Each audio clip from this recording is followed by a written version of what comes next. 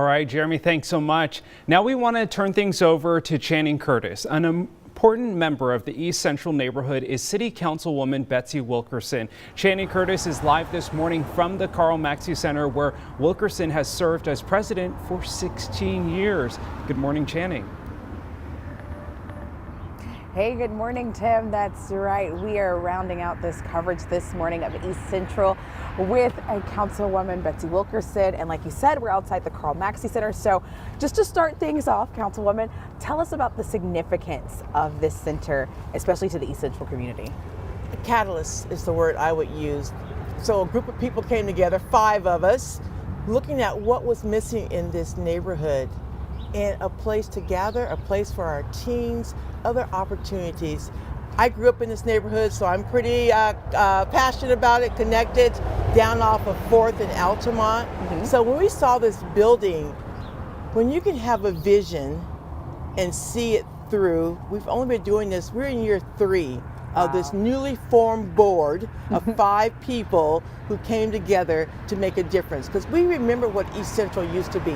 It was a vibrant neighborhood, families, working families lived here, and it was pretty much the center of all things black in Spokane then. Times have changed, but you know what? People still live here. It's still one of the most diverse neighborhoods in the city. Yes. And we want to recapture some of that and move this neighborhood forward, a place where people want to live, and you don't have to move to meet your needs. You can have your grocery store, pharmacy, gym, coffee shop, all that above right in your neighborhood within walking distance. And so now I understand that there are other things that are also coming to this area. So if you can kind of take a look behind me. So yes. There's a lot that's going to be happening. Yes. Can you kind of walk us through what that process Absolutely. is going to be like? So first, the catalyst was Fresh Soul, Michael Brown. Yep. Come get you some fried catfish. And then right across the gray building used to be the old Horstman's grocery store. Okay. And back in the day, you could buy groceries on credit. That's how times have changed. That is now a music studio and a yoga studio and space that is available to rent. Of course, we got the Carl Maxey Center here. Yes. We're doing the whole East 5th Avenue initiative. So we're imagining what this street, this center, could look like from Freya all the way down to Liberty Park. Wow. So the other important, exciting thing is the new library was open. Yes. So you got a neighborhood anchored by 2 parks, Underhill and Liberty. So we are very fortunate in that.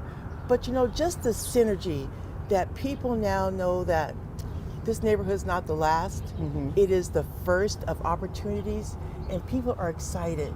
It just takes one to get the ball rolling. So we're just excited to be part of it. We anticipate opening in February. We're going to coincide that with Black History Month. Awesome. So please stay tuned for what that will bring coming forward.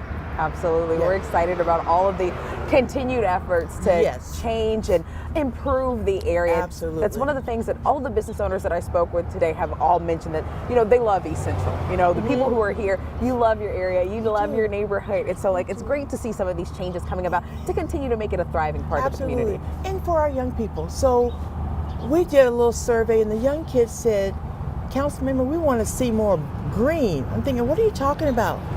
It's not a green, lush neighborhood. When you walk through neighborhoods and people have green grass and beautiful yards, we don't have that in East Central yet, but the investment is coming. So that sense of pride, like, I live in East Central, this is gonna be just really cool, because pretty much it'll be the international district of Spokane. And I'm thinking, come get all your cultural food tasting on with times to come. I love it. Well, thank you so much for joining us this morning on Up with Krim and coming out and facing a little cold weather. Absolutely, with us. Absolutely. It's a way to get started on a Monday. It's a perfect way to get started on a Monday. So now, live from East Central, I'm Channing Curtis. Tim, I'll send things back to you in the studio. Wow, really incredible to see all the progress they've made on the Carl Maxey Center. Channing, Betsy, thanks so much for being with us.